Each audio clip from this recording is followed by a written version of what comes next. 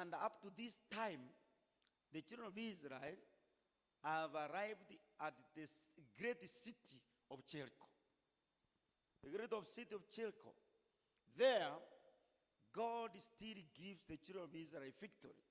The reason why he gives them victory is because they were able to obey every single instruction that God had spoken out.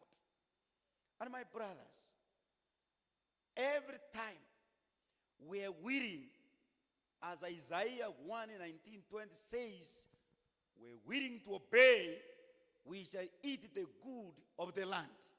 Therefore, at Jericho, God gives the children of Israel a great victory.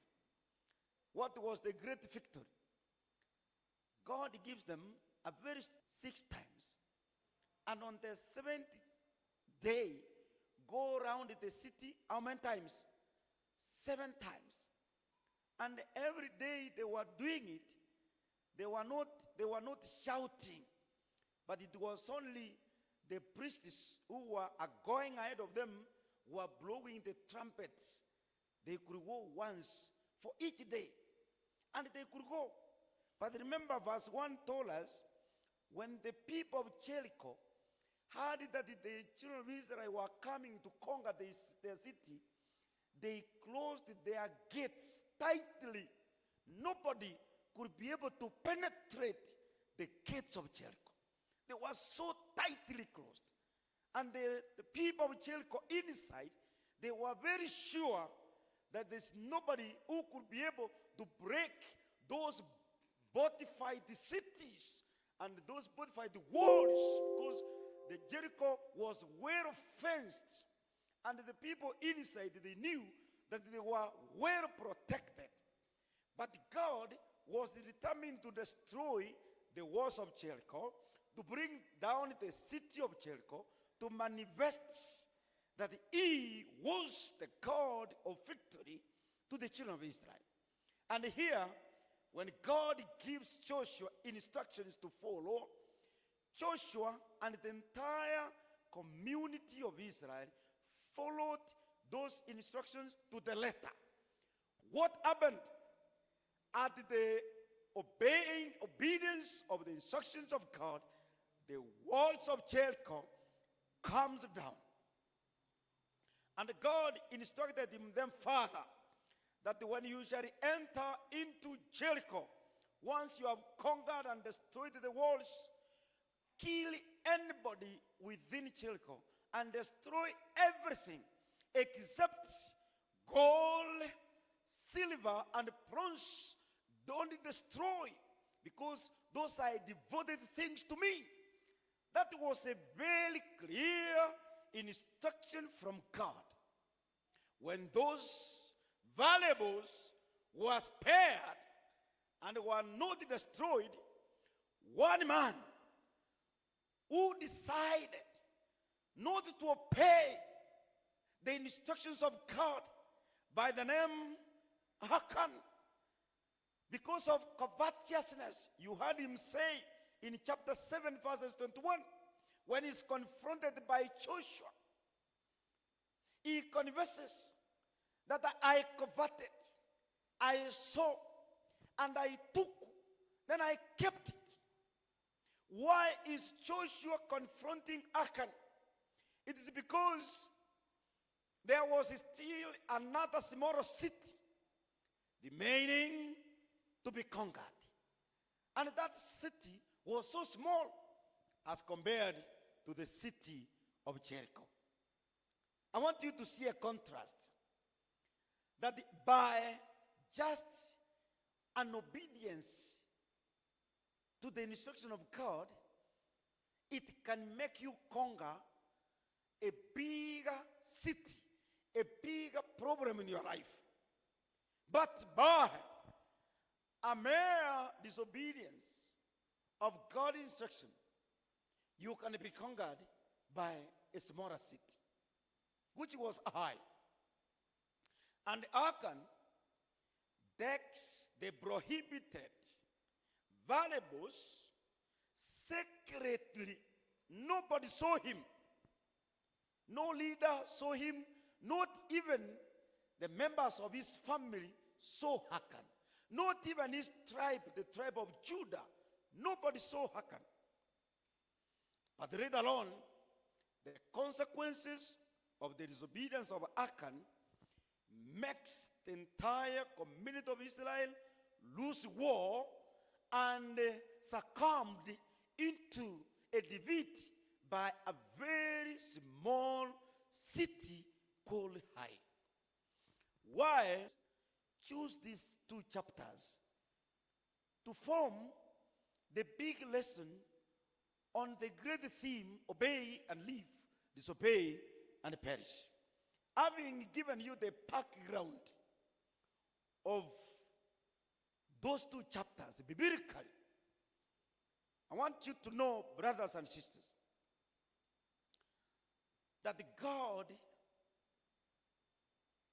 in the community of Israel, he had led the children of Israel in several instances, and every time he could lead them out of Egypt, the children of Israel were conquering at every point.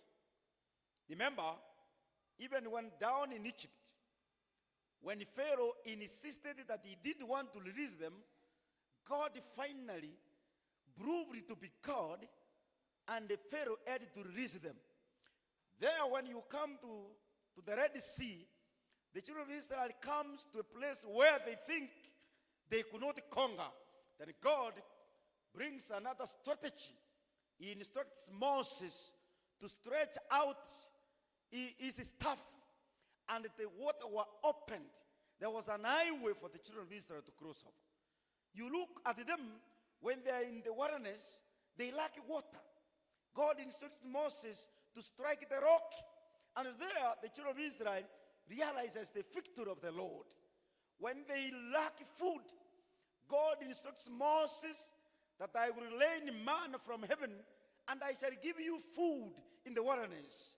You only need to pick once a day, but on the 60th day, you pick twice for the Sabbath. And the children of Israel, every time they could follow God's instructions, they could be victorious in every spot of their channel. You can see how God uses various strategies to bring victory for his children. Here now, in Jericho, he brings a very strange battle plan. And this strange battle plan was obeyed. However much it looked strange, they obeyed to this battle plan, and it gave them a victory. You saw 60 days, march once, 70 days, march 7 times. Then blow the trumpets. Shout. When they shouted, they received the victory. But I want you to see that the walls of Jericho fell not because marching processions had magical power, but because God's power works through obedient faith.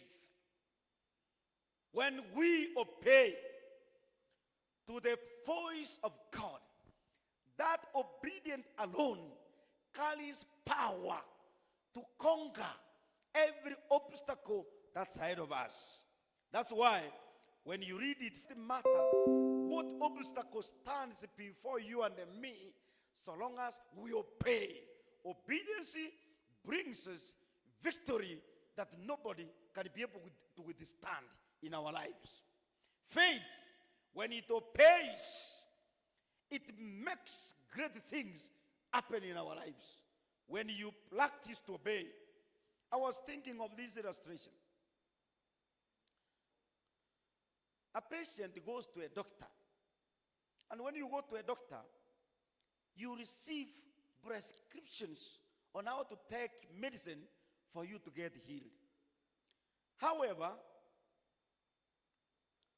but obedience to the prescription does not create the medicine. When you are told to obey to the prescribed method of taking the medicine, obedience doesn't heal. It is the medicine that heals. Yet, when you refuse the prescription, this will definitely prevent the healing from being experienced. There is power in the medicine. And there is power in obeying the prescription. But when you fail to follow the prescription, that power in the medicine will never heal you. As much as we all know that obedience is not a power in the medicine. The power to heal is in the medicine itself. But what is required from you is to obey the prescriptions. When you refuse, you definitely not get healed. Therefore, when we talk of obedience as Christians, it may not have power to save us, but it is the way to experience the saving power that is found in Jesus Christ. When we learn to obey, you see, the children of Israel obeys, and the walls of Jericho comes down because of obedience. When one man decides not to obey by the name of Hakan, this man makes and changes the entire system that God intended to happen among the children of Israel.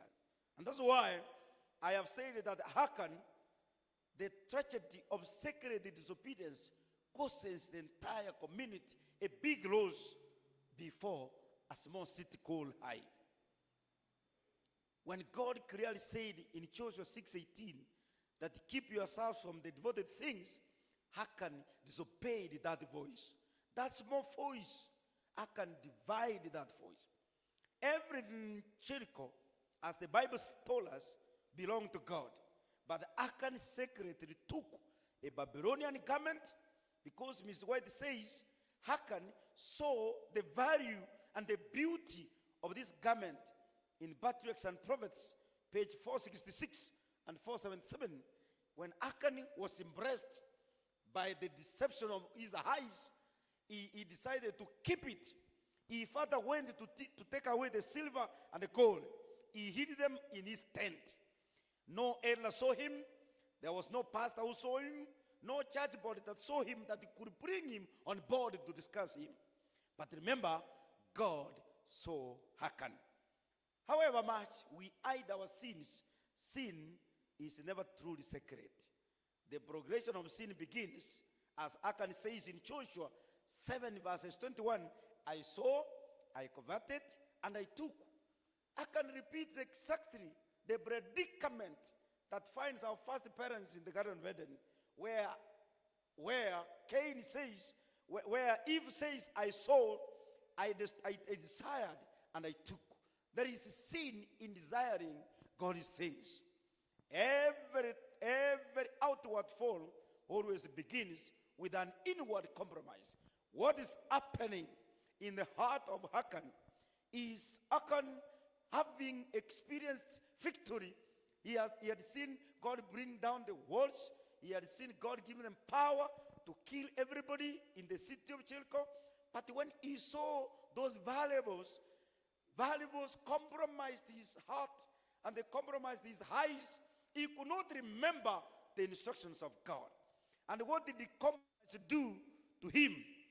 When you allow compromise to take precedence in your life, they will always minimize God's command, magnify personal desires, and convince the soul that the hidden sin has no consequences. You know, that's how it happens. When you allow yourself to be compromised by small things, compromise always in our lives, you must know that it always minimizes God's commands in your life.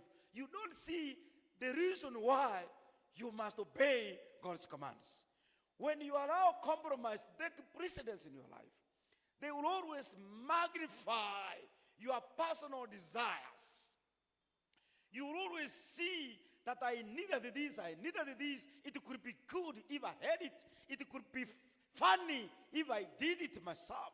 Therefore, you see your personal desires are magnified when God's commands are minimized.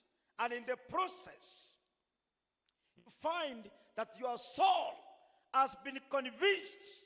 That is what many of us do, and we have always found ourselves at the crossroads, as I will present one day in this meeting before it ends.